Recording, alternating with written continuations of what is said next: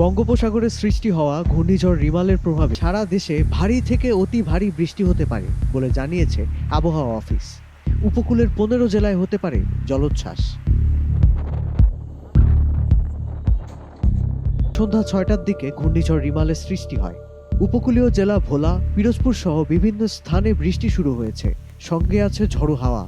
ঘূর্ণিঝড়ের প্রভাবে সাতক্ষীরা, খুলনা, বাগেরহাট, পিরোজপুর, ঝালকাঠি, বরগুনা, বরিশাল, ভোলা, পটুয়াখালী, নোয়াখালী, লক্ষ্মীপুর, ফেনী, কুমিল্লা, চট্টগ্রাম ও কক্সবাজারের কাছাকাছি দ্বীপ ও চরগুলোর নিচু এলাকা স্বাভাবিক জোয়ারের চেয়ে 3 থেকে 5 ফুট বেশি উচ্চতার জলোচ্ছ্বাসে প্লাবিত হতে পারে।